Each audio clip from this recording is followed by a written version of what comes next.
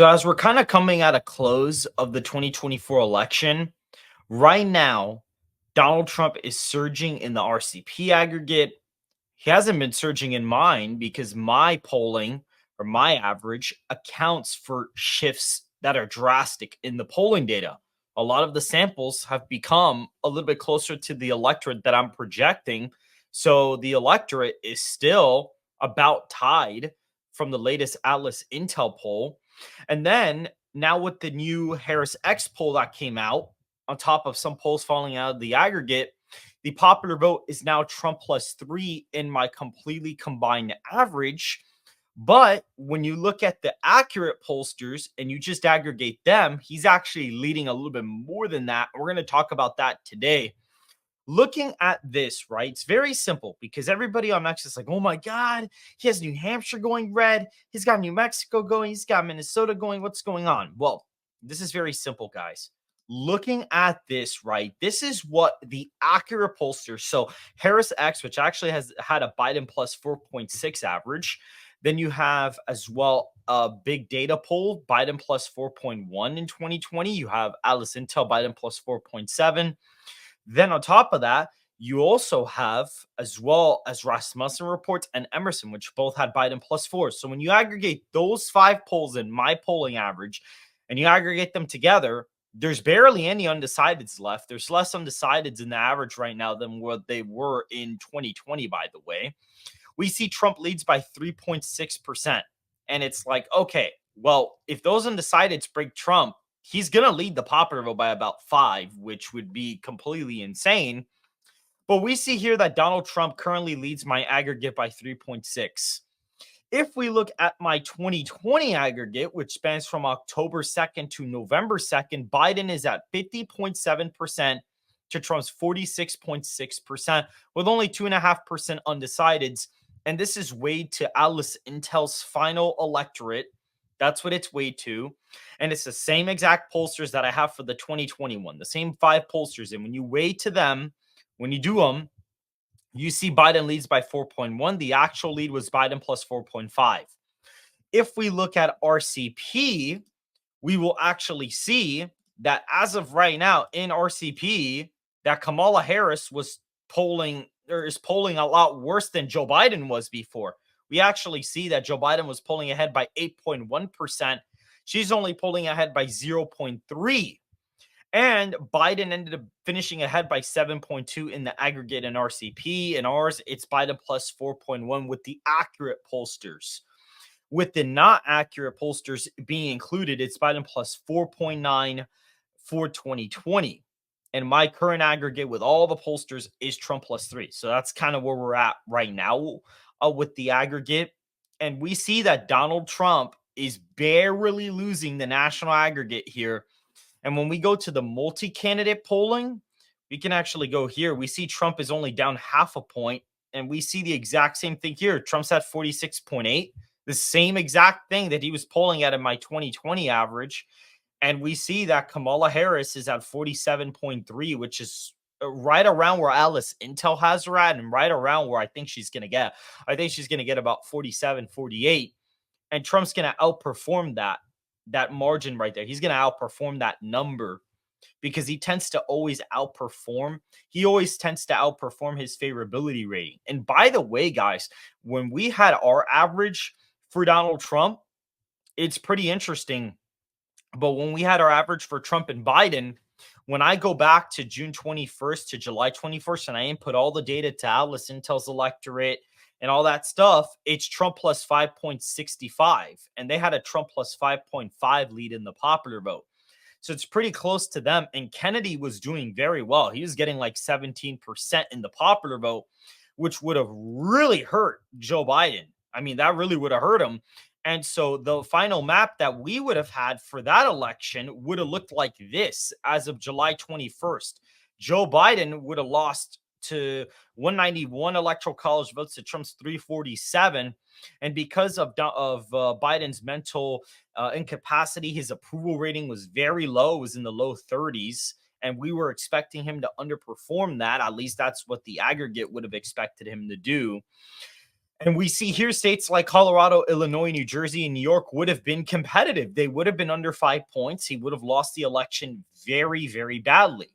Now, Donald Trump does do a little bit better with white working class voters against Kamala Harris. That's like the only major improvement from the Joe Biden matchup, but Joe Biden was just bleeding with so many other groups because of a lack of turnout that he was just going to have this massive defeat in the electoral college in states like New York, New Jersey, Illinois, and Colorado could have been in play if the cycle had continued. And New Mexico here was like Trump +4. It was more Republican than all of the other lean Republican states, which was very interesting. Joe Biden was going to do pretty bad in New Mexico.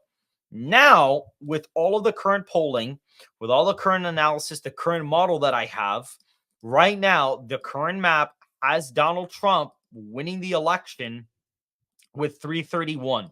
It's very close in some of the deep blue states like New Mexico, Minnesota, New Hampshire, and Maine. They're very close. Like any underperformance in Maine, and Donald Trump actually flips it. Nebraska's second, Kamala Harris relative to Biden is going to be performing better here because that type of voter there is going to be more excited for Kamala Harris. So that's kind of the case. She's doing a lot better with Hispanics and African Americans than Biden would have done. And she's doing better with college whites than Joe Biden would have done. That's why you saw Colorado, Illinois, New Jersey, New York get so competitive because he was just crashing with that demographic. He was just absolutely tanking with college educated voters. He was actually losing them by like 4 to 5 against Trump at the time. So that was not going to be a good look at all. And right now, this is what the map looks like. And you could kind of say, okay, these could really go anywhere. At least these four could really go either way. But based on what the model is showing, it shows that Maine is going to be really close and it does go red. And then you kind of have Minnesota, New Hampshire, and New Mexico barely going. Now, am I going to get at least one or two of these wrong? Probably. It's very likely that I am.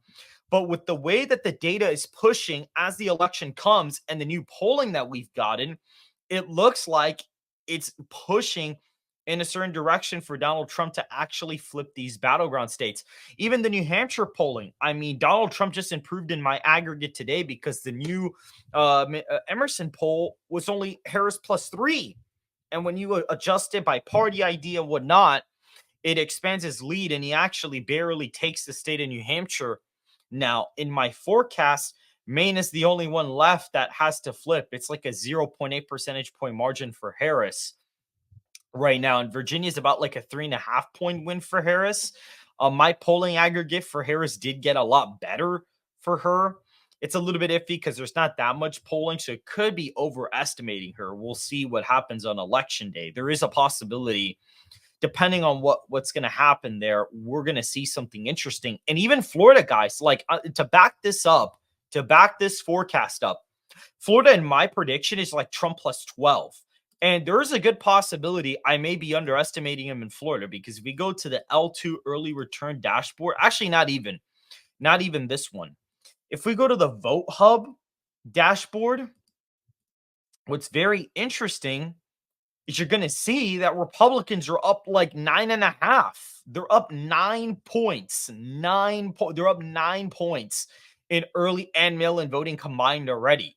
And if the lead continues to grow and it's like Republicans +10 or 11, I mean, if Florida's not going to be a 12-point win. It's going to be a larger win than that. It's going to be a way bigger win if the early vote and mail-in vote ends up being around Trump Republican plus like 10 or 11 statewide, because that's where it looks like it's heading to, or even Trump or Republican plus 12 or 13. He's not going to win the state by 12. He's going to win it by a lot more than that. So it's actually very possible that I am underestimating Donald Trump in Florida. It's extremely possible because he's even taken the lead in Miami-Dade already in the early voting. He's already taken the lead in Miami-Dade by a full point. At least the Republicans have.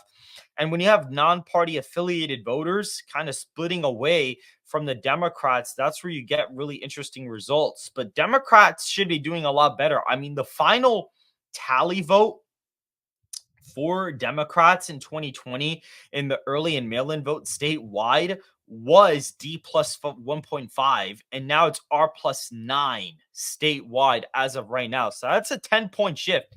That's like a 10-point shift, a 10.5-point shift Republican compared to the final result. Now, I don't know exactly what it was 4 years ago as of this day, but it was probably like D plus 3, D plus 4, because the mail in early voting always gets better for Republicans as the stretch goes down. Usually the initial dumps are the best for Democrats. So the fact that Florida is already this Republican is a bad sign for Democrats going into election day. And even when you look at the early voting data from L2's early return dashboard, which is the site I trust for this kind of stuff, I mean, right now, when you look at the early ballots returned, we can see here the ones that are in person.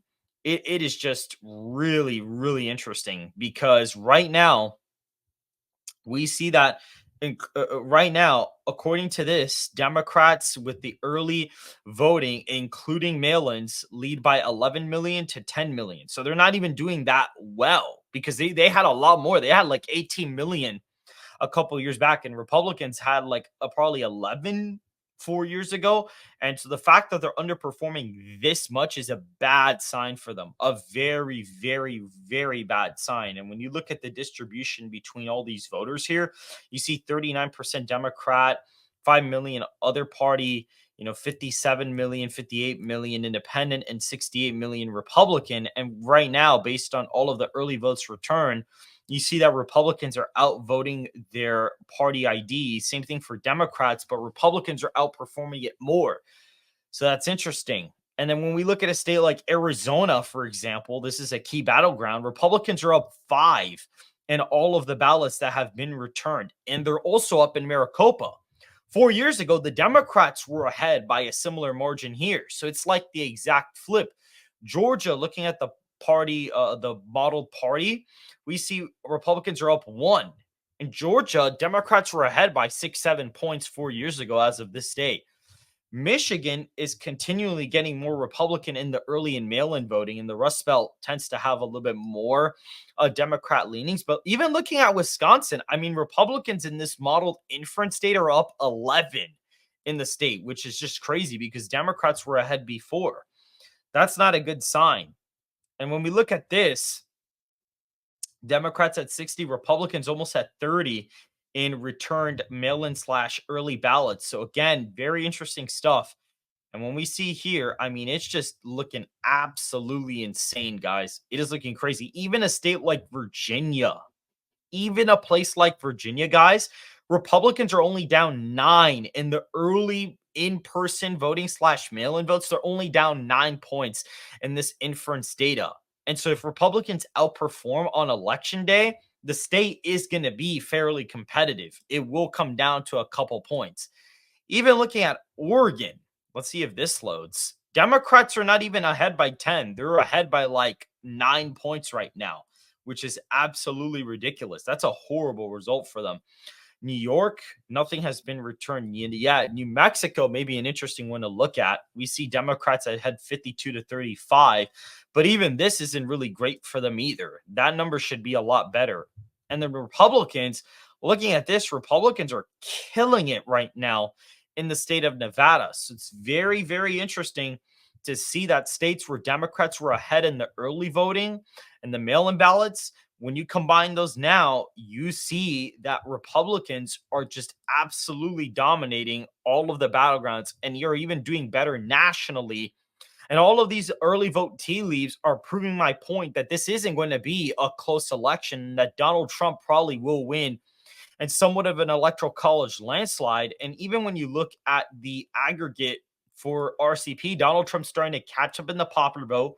Harris is polling 8 points worse than Joe Biden was. If you were to apply that shift to Biden plus 4.5, you get like a Trump 3.5 point popular vote win.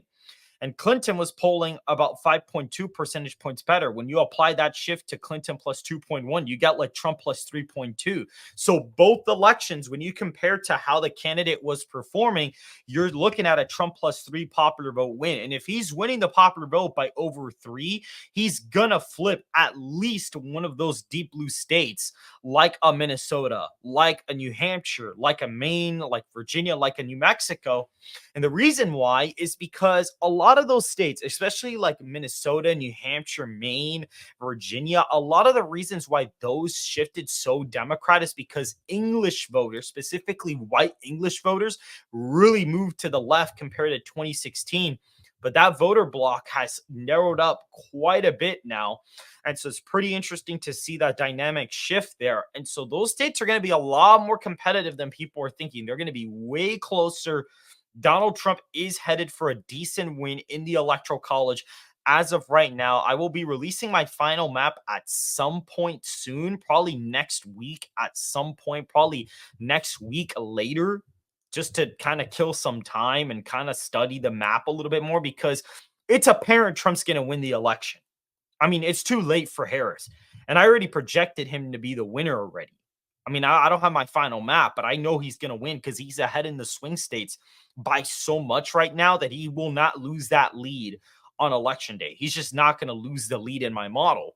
Now, the model is getting to the point where it's seeing that, okay, New Mexico, Minnesota, New Hampshire, Maine, those are now competitive. They're literally complete pure toss-ups. All 4 of those could go either way.